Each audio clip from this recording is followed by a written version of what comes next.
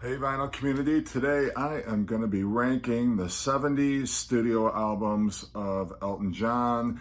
Elton John was one of the first artists that I ever got into heavily. In fact, probably the first artist that I was a big fan of even before the Beatles. Loved all his albums. I had some of them growing up, some of them my parents had growing up. So Elton John has always been a part of my collection. And so today I wanted to go through and rank his 70s, just the 70s studio albums, just because he has such an extensive catalog. Not a huge fan of his 80s work, and so it wouldn't really be fair. I know all the 80s would just be at the bottom. So I am just going to cover the 70s right now because that's quite a lot of albums that we're talking about already. Going to start with number 12. It goes without saying, you know exactly what is going to be at the bottom of the list. Victim of Love from 1979, Elton John's infamous disco record. Do we really need to talk about this album? I mean, it's just a bad experiment, just a terrible idea. Elton John doesn't play on any of the tracks. He's just pretty much the vocalist, and it's an abomination, honestly. Number 11, A Single Man. This was Elton John's first album without Bernie Taupin as his lyricist. And it's really a disappointment. I mean, there's not much in the way of memorable tracks on here. Part-Time Love is okay. Song for Guy is probably the most notable track on here. I mean, it's decent, but it's just, it doesn't feel like a classic Elton John album. And when I'm talking about Elton John's album from the 70s, I want it to feel like an Elton John album. I want it to rock. I want it to have some clever lyrics and some interesting character studies. And there's just not a lot of that on here. So, not a huge fan of that one. Number 10, and it might surprise people that this one is ranked as low as it is, but maybe not. I like certain tracks on this album, and I'm talking, of course, about 1974's Caribou. I like certain tracks on this album. I think The Bitch Is Back is great, but it was always going to suffer because it followed such a great album. Goodbye Yellow Brick Road was such an accomplishment, and then you have this, and everything about it was a disappointment. We're talking about the bland cover art that looks like it was taken in some kind of cheesy photo, some cheesy studio. The songs themselves are not that interesting. It's almost, you can't blame Elton John and Bernie Taupin. I mean, they had such a prolific streak going that there was bound to be a dud in there somewhere. And for me, that dud is Caribou. Pinky is all right, Grimsby, Ho Hum, Dixie Lily. I mean, these are charming songs. They're not terrible, but, well, Solar Prestige, Egamon is pretty terrible. And I don't like You're So Static. I'm not a fan of that one either. So those two ones I really hate a lot. But I've seen the Saucers. I love side 2 on here. I've seen the Saucers. I think Stinker is a great track. Obviously, Don't Let the Sun Go Down on Me is one of Elton John and Bernie Taupin's best collaborations. And Ticking is a very interesting character study about someone who is at the edge of his rope and is a sniper cutting down innocent civilians, whatever you want to call it. But it's all right. I mean, really, don't like it. Sorry, Caribou. I like side 2, but side 1 for me is just too spotty.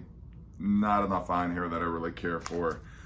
Number 9, I am picking Rock of the Westies. Now, I love Rock of the Westies. I really do. Honestly, I do. I know it's ranked low, but that doesn't mean it's a bad album. I've really grown to like this a lot. I had this album when I was a kid, and it's always got kind of that sentimental allure to me. I love the medley to open the album, Yell Help, Wednesday Night, Ugly. Dan Dare is a great track. I love that. It's so catchy. Many people might not think of it as being that great an Elton John track, but I like it, especially at the end where they're just kind of harmonizing the Dan Dare doesn't know it, no he doesn't know it, no he. I think that's very cool. I love that. Island Girl is a great single. Grow Some Funk of Your Own, I think is great. And I love it at the very end where you've got the xylophone or whatever that is. I'm not sure what the instrument is. It sounds like a xylophone or whatever, but they just got such a groove going, and you've got the xylophone playing the melody, and I just love how that track fades out. And I think it's a strong song. I feel like a bullet in the gun of Robert Ford is an interesting way to characterize a relationship, but I think it works. I like it. I think it's a solid song. Side 2 is where we start to run into some problems. Street Kids is okay. Hard Luck Story, I don't know. I'm just not a fan of that. Hey, disco, woo, kind of, and it was just starting to get into some of that territory with that album. So I don't like Hard Luck Story. I think Feed Me is kind of weak. But I do like Billy Bones and the White Bird. I think that's a great track, and I love that to close the album. It's kind of got that Bo Diddley beat that I love, and then I love the whole Her Majesty chorus or middle eight, whatever you want to call that. I don't know a song structure that well, but it's a great, great track. So Rock of the Westies, I'm a big fan of it, most of it anyway. Number 8. Elton John's second double album. This is an album, if you haven't discovered this yet, just because it's a double album and it seems like it's too much to absorb or you just don't have the time to get into it, it is really worth spending some time. I like this album a lot. There are so many different styles on this album. I think there's some very solid songs. You got songs that sound like they were from the early part of Elton John's career. You've got some more modern sounding songs. You got some great rock songs. Overall, as an album, it's a little bit subdued. It's not anything like Goodbye Yellow Brick Road, which was just all high energy, up-tempo for the most part, killer melodies, one after the other. This is just a little more, it's more of a grower. You have to spend some time with it, but there definitely are some very rewarding moments on here. I like One Horse Town. I think that's very cool. I like Chameleon. Boogie Pilgrim is a great track also. Cage the Songbird, I think was supposed to be on Rock of the Westies, but they left it off just because it didn't fit the mood or the theme of that particular record, and I get that. Crazy Water, I like a lot. Shoulder Holster sounds like earlier Elton John, kind of like, I don't know, Don't Shoot Me, I'm Only the Piano Player era. So that like early 70s Elton John, not the early 70s Elton John, but I like that one a lot. Sorry Seems to Be the Hardest Word is, a pretty emotional ballad. Out of the Blue is a cool instrumental. Between 17 and 20, great. The Wide-Eyed and Laughing, I love that. Someone's Final Song is very, very cool. Where's the Shura is like a gospel track. I'm not so sure it works just because nobody, what the hell is a Shura?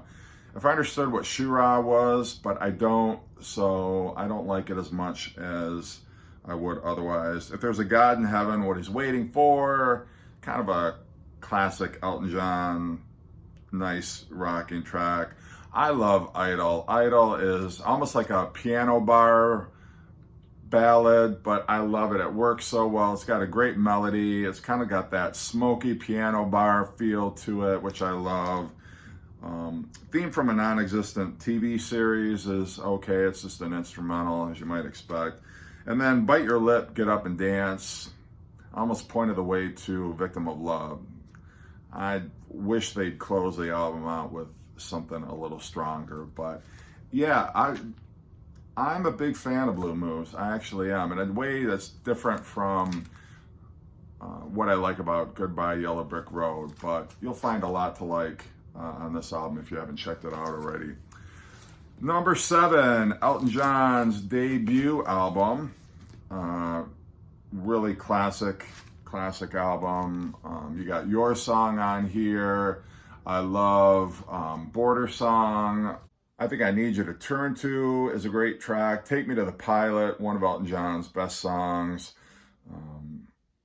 60 Years On is very cool. The King Must Die is an epic Elton John track. So just a really strong, people think it's his debut album, but it's not, because Empty Sky actually was. That was in 1969, so it's not going to appear on this list, but this was the first time where, wow, Elton John is a force to be reckoned with. You can see his potential, and it's just a great album. Number 6, Don't Shoot Me, I'm Only the Piano Player. Don't shoot me for putting Don't Shoot Me at number 6, but yeah, I like this album a lot. It was one of the first Elton John albums that I had as a kid. I love it a lot. Daniel is a great lead-off track. Teacher, I Need You was always one of my favorite tracks growing up. Elderberry Wine is cool. Every track on here is really great. Blues for Baby and Me is a nice little sentimental ballad. Midnight Creeper is a great gritty rock track. Have Mercy on the Criminal is great. I'm Gonna Be a Teenage Idol is a lot of fun. Texan Love Song, bit of country there. Crocodile Rock, of course, was another hit on here. And High Flying Bird, just a sweet, sweet track. Love it. Love the packaging on this album too, the elaborate booklet that came with it. So much to absorb with this album. It really is fantastic. Number 5, Madman Across the Water from 1971. Not a huge fan of the artwork on this album. I don't like the whole blue jean stitched cover, but I like everything else about it. I love Tiny Dancer. I love Leave On. The first side of this album is one of Elton John's best sides ever. Tiny Dancer, Leave On, Razor Face, Madman Across the Water. Love just that moody track. You know, you got the strings from, I think it's Paul Buckmaster, which lends so much to the atmosphere of the song. Side 2 is great also. Not as great as side 1, but just classic Elton John, and I love it to death. Number 4, Honky Chateau. Man, what a killer collection of songs. Honky Cat, Mellow, Think I'm Gonna Kill Myself, one of the bounciest, most upbeat songs about suicide ever. Susie's a great track. Rocket Man, some classics. Some of Elton John's best songs are on this album. And then you got sort of the more subdued side 2 with Salvation, Slave, Amy, Mona Lisa's and Mad Hatters, and another great track which could have been a single, Hercules. Always loved this as a kid growing up. Love that.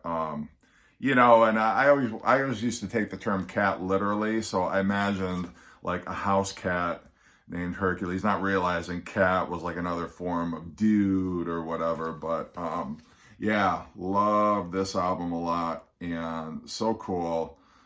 Some of my favorite early Elton John memories are on this album.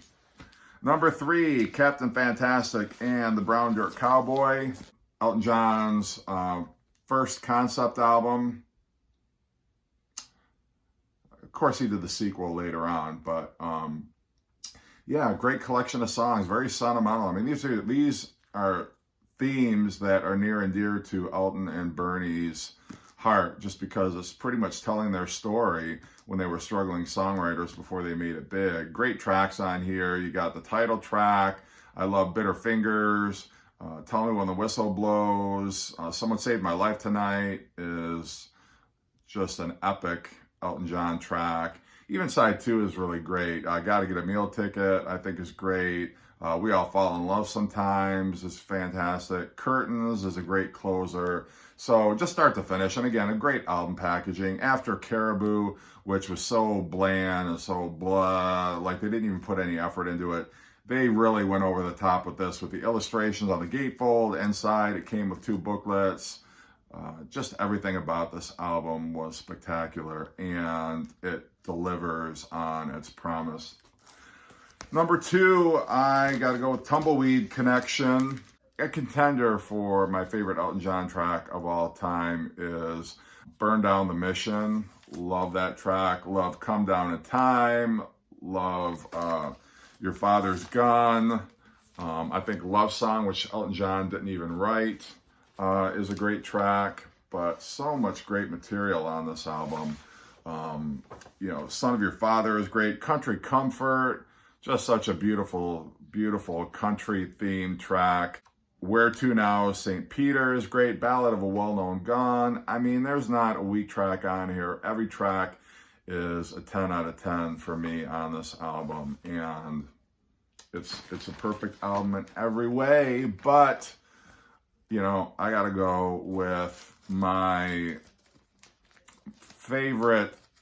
Might be my, you know, I don't know. It is definitely in my top 5 albums of the 1970s. Goodbye, Yellow Brick Road. Man, was he on fire? This was his second album of 1973. This wasn't the only thing he put out in 1973. Don't Shoot Me, I'm Only the Piano Player came out in January of 1973, and then this came out in the fall of 1973. He was on fire, and classic songs. I mean, give me a weak track that's on here. Maybe Jamaica Jerk Off, okay? But other than that, everything, well, okay, maybe Your Sister Can't Twist. Those two are okay, but the rest of this album, I mean, the songs that are great on here are so spectacular. Funeral for a Friend, Love Lies Bleeding, Candle in the Wind, and A Benny and the Jets. Then you got on side 2, Goodbye Yellow Brick Road. The song has no title. Gray Seal, which I know was a track that they were revisiting. It had been originally demoed or recorded back around the time of Empty Sky, and they just give it such a great treatment here. I've Seen That Movie Too is a great piano ballad. Love Sweet Painted Lady, Ballad of Danny Bailey, Dirty Little Girl, Saturday Night's All Right for Fighting, and Roy Rogers, and A Social Disease, which is almost a, you know, kind of a hillbilly, backwoods, just a nice little kind of country, fun country tune there. And then Harmony, one of the best album closers ever. Damn. That's why I love Elton John. This album is why Elton John is the best. Why I love Elton John. And don't try and tell me this isn't Elton John's best album. You will. Of course you will, if you don't agree with me, but that's all right. That's cool. I could certainly entertain the idea of, you know, Tumbleweed Connection being number 1. You might be able to sell me on Elton John's first album. I would even listen to an argument that Madman Across the Water is number 1. But if you try to tell me Caribou's number 1, I have nothing to say to you. But anyway, I know we've all got our opinions and all of that. But anyway, those are mine. That's my least favorite to my favorites. Let me know what you think. I know there's a lot of Elton John fans out there. I'm not the only one. I don't corner the market on opinions about Elton John's discography. So let me know. And as always, take care.